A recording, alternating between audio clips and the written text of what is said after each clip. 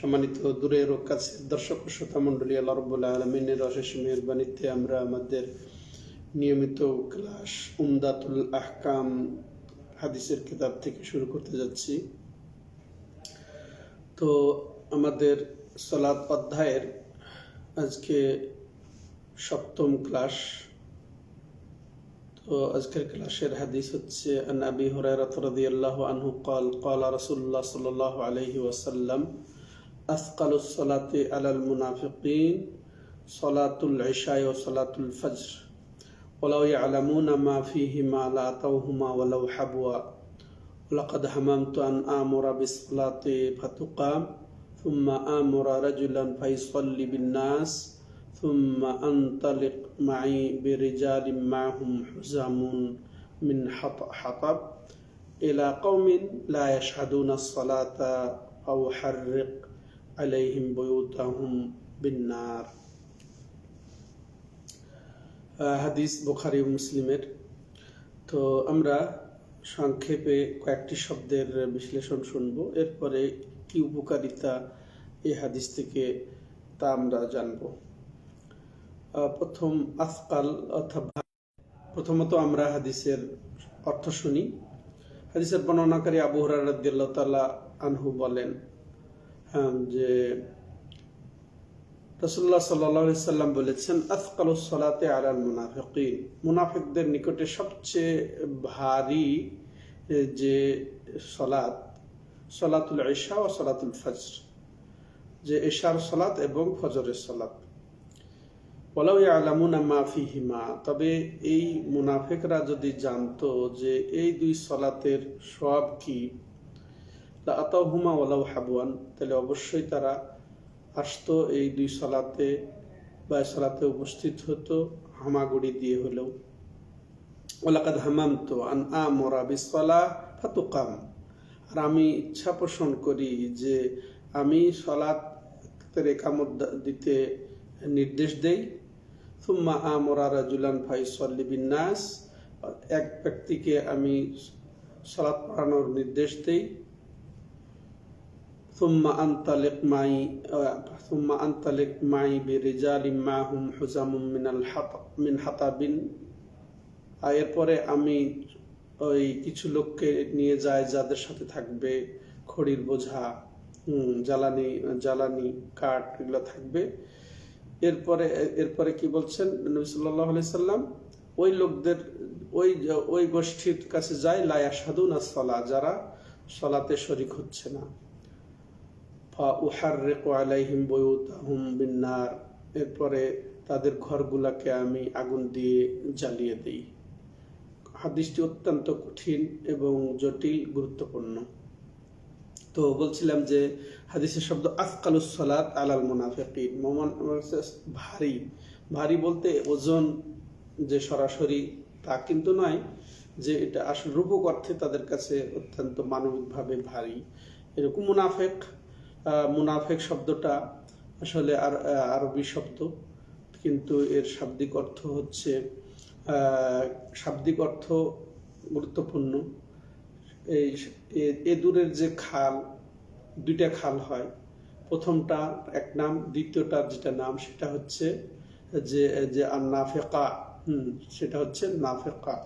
আর নাফেকা বলা হয় ওই খালকে, এ দূরের ওই গর্তকে, যে একটা প্রকাশ্য খাল থাকে, তার যে ইঁদুরের যে মুখ, গর্তের মুখ, যে ইঁদুরের গর্ত প্রথম যেটা প্রকাশ্যে একটা মুখ থাকে, ওই মুখ দিয়ে সে ঢুকে, কিন্তু বেরোনোর জন্য আর একটা গোপন মুখ থাকে। তাকে এই দিক দিয়ে যদি ধাওয়া করা হয় তাহলে সে ওই দিক দিয়ে বের হয়ে পালাতে যেন পারে। ও যে দিক দিয়ে পালাতে পারে সেই মুখকে কি বলা হয়, ইঁদুরের গর্তকে কি বলা হয়, নাফেকা। তাহলে নেফাক এখান থেকেই নাফাক। আর এখান থেকে দেখেন আরবে, সৌদি আরবে দেখবেন আপনারা, যে যারা মক্কা এসেছেন, যে নাফাক উমুক অর্থাৎ সুড়ঙ্গ পথকে নাফাক বলা হয়। এরও দুইটা মুখ থাকে, একদিক দিয়ে ঢুকে আরেক দিক দিয়ে বের হয়ে যাওয়া, এটাকে নাফাক বলা হয়। তো এখানে শাব্দিক অর্থ আর শরীয়তের পরিভাষায় যে ভিতরে ভিতরে কুফুরকে লালন করে মুখ দিয়ে সে ঈমান প্রকাশ করে, ইসলাম প্রকাশ করে, সেটা হচ্ছে পারিভাষিক অর্থে নিফাক। তো এটা আসলে কঠিন। আর এটা আবার আমরা আর একটু পরে আবার জানবো যে এর আবার ধরন আছে, সব একরকম নয়। আর এক শব্দ হচ্ছে আতাও হুমা, তাহলে তারা অবশ্যই দুইটাতে আসতো, অর্থাৎ ফজর এশা এবং ফজরে উপস্থিত হতো। হাবওয়ান শব্দটা ব্যবহার হয়েছে হাদিসে। হাবুয়া বলা হয় যে হামাগুড়ি দেওয়া, বা শিশু যখন হাঁটা শেখার পূর্বে চার দুই হাত এবং হাঁটু দিয়ে যে চলে, যে এটাকে হামাগুড়ি বলা হয়। তো এই অবস্থাটা দিয়েও আসতো তারা, মানে চলতে না পারলেও তারা এই অবস্থা হলেও হাঁটতো। এরপরে যা হোক, মোটামুটি এখন আমরা এই হাদিসের শিক্ষা, প্রথম শিক্ষা যেটা পেলাম আমরা ইতিপূর্বের হাদিসেও পেয়েছি, সেটা হচ্ছে কি যে জামাতের সলাত এটা ফরজ বা ওয়াজিব, এটা প্রমাণিত হচ্ছে। এদিকে ইশারা, যেটা যেহেতু নবী সাল্লাল্লাহু আলাইহি সাল্লাম জ্বালিয়ে দিতে চেয়েছেন, তাদের বাড়িকে জ্বালিয়ে দিতে চেয়েছেন, তাহলে ভয়াবহ পাপ, কাবিরা গুনাহ না হলে কেমনে তিনি জ্বালিয়ে দিতে চান। এখান থেকে যে জামাতের সালাত যে ওয়াজিব তা প্রমাণিত হয়, যে সম্পর্কে আমরা বিস্তারিত জেনেছি। আর এছাড়াও এটা একটা তো জ্বালিয়ে দেওয়া, এছাড়াও এটা একটা মুনাফিকের আলামত। আর যেসব মুনাফিকের আলামত নবী সাল্লাল্লাহু আলাইহি ওয়াসাল্লাম বর্ণনা করেছেন, সেগুলো সবগুলাই হারাম বা গুনাহ বা বড় গুনার অন্তর্ভুক্ত।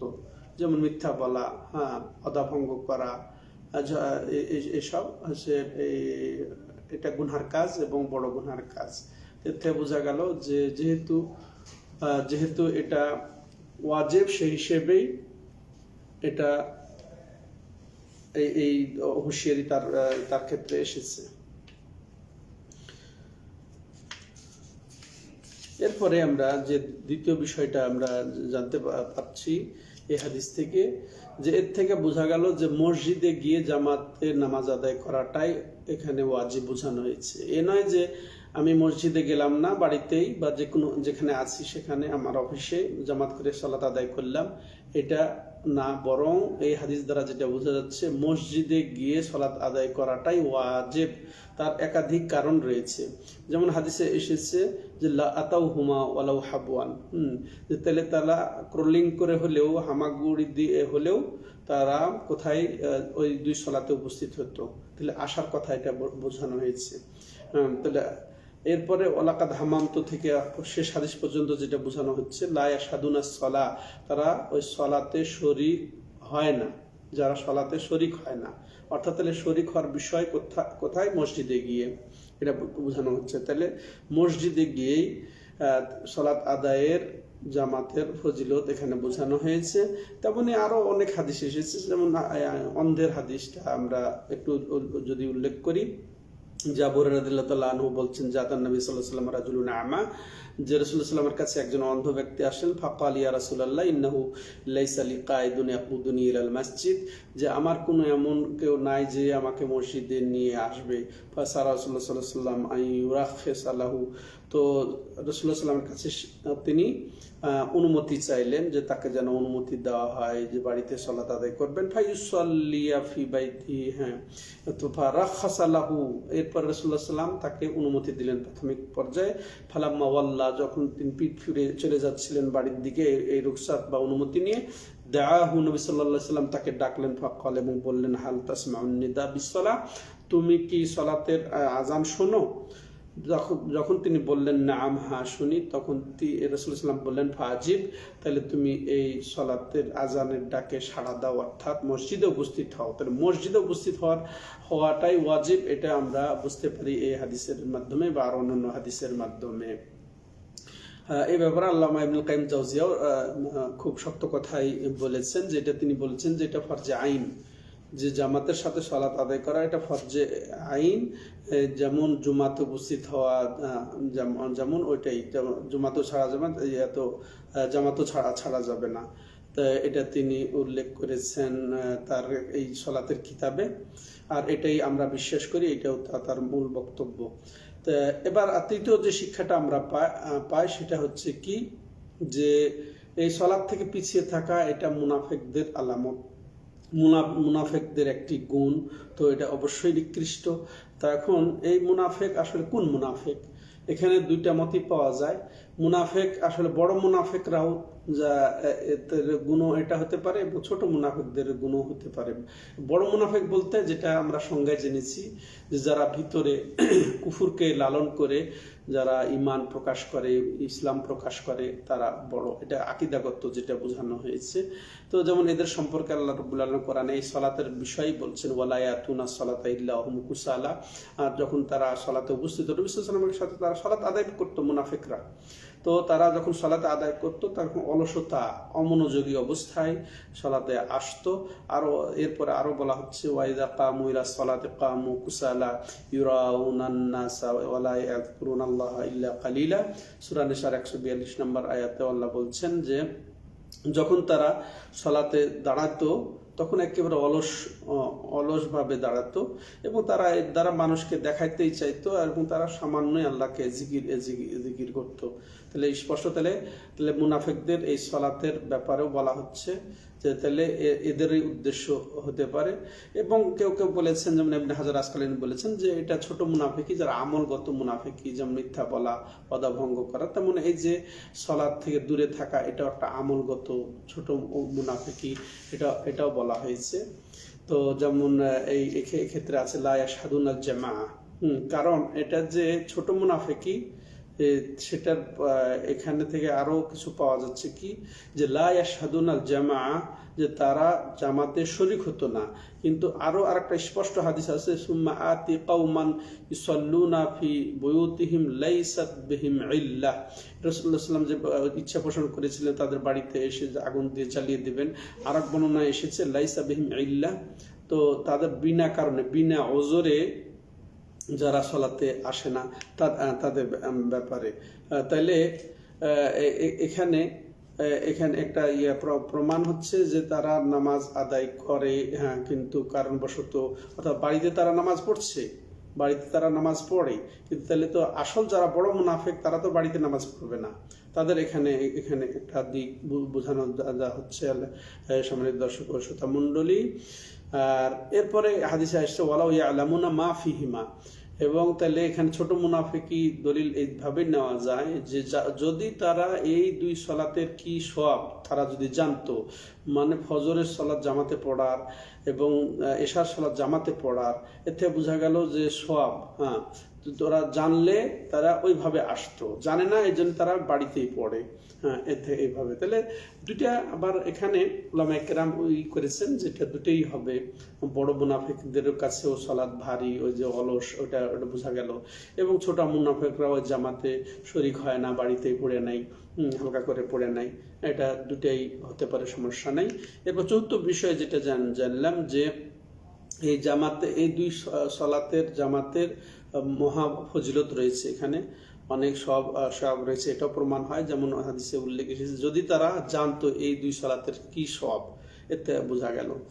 তারপরে আরেক হাদিসে এসেছে বাশশিল মাশাইনা ফিদ দুলামি ইলাল মাসাজিদি বিন নূরি তামি ইয়াউমাল কিয়ামা, যে তিনি যারা এই যে অন্ধকারে মসজিদের দিকে যাবে তাদেরকে সুসংবাদ দাও কিয়ামতের দিন একে পরিপূর্ণ নূরের। তাহলে এতে বোঝা গেল কি যে এই দুই সালাতের বিশেষ করে ফজিলত। তেমনি পঞ্চম যেটা আমরা মাসালা বা এখানে উপকারিতা পাচ্ছি যে এটা খুব গর্হিত কাজ, ফজর এবং এশা সালাতে বিরত থাকা, জামাত থেকে বিরত থাকা, এটা খুবই গর্হিত কাজ। ষষ্ঠত আমরা যেটা বোঝা যায় যে যারা এই কাজটা করবে তারা আসলে নিকৃষ্ট, গর্হিত, তাদেরকে তিরস্কৃত করা হয়েছে, তাদের দোষ বর্ণনা করা হয়েছে। এটা আমরা বুঝতে পারলাম যে তারা যদি এর সব জানতো, এরা এমনি সামান্য যদিও এদেরকে অফার দেওয়া হতো তবুও তারা উপস্থিত হতো, তাহলে এদের নিকৃষ্ট চিন্তাধারাও বোঝানো হয়েছে।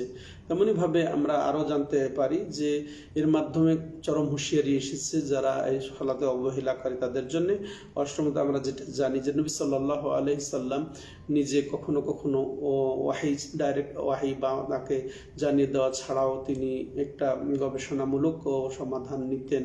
এটাতে বোঝা যাচ্ছে যে তিনি ইচ্ছা করেছিলেন যে তাদের ঘর বাড়ি জ্বালিয়ে দিতে, এরপর আবার বিরত হয়েছে, নিজে নিজে বিরত হয়েছেন। এতে বোঝা গেল যে তিনি গবেষণা করেও তিনি ফয়সালা দিতেন। আমরা লাস্ট যেটা এখান থেকে শিক্ষা বর্ণনা করব সেটা হচ্ছে কি, যে যে জায়গা এরকম গর্হিত কাজ হয়, যেমন মদের আড্ডা, বেশ্যাখানা, এগুলা যদি যারা এর ব্যাপারে দায়িত্বশীল তাদের উচিত এগুলোকে জ্বালিয়ে দেওয়া, এটাকে বিলুপ্ত করা। এর থেকে এটাও আমরা শিক্ষা পেলাম। তো আজকে এই পর্যন্তই। আল্লাহ রাব্বুল আলামিন আমাদেরকে তৌফিক দান করেন। সকল সালাত, বিশেষ করে যে আজকে যে হাদিস পেলাম যে এশা এবং ফজরের জামাতে শরীক হওয়ার, তো আল্লাহ তৌফিক দাতা। হাদা ওয়া সাল্লাল্লাহু আলা নবিনা মুহাম্মদ ওয়া আলা আলিহি ওয়া সাহবিহি আজমাইন। সুবহানাকাল্লাহুম্মা ওয়া বিহামদিকা আশহাদু আল্লা ইলাহা ইল্লা আনতা আস্তাগফিরুকা ওয়া আতুবু ইলাইক।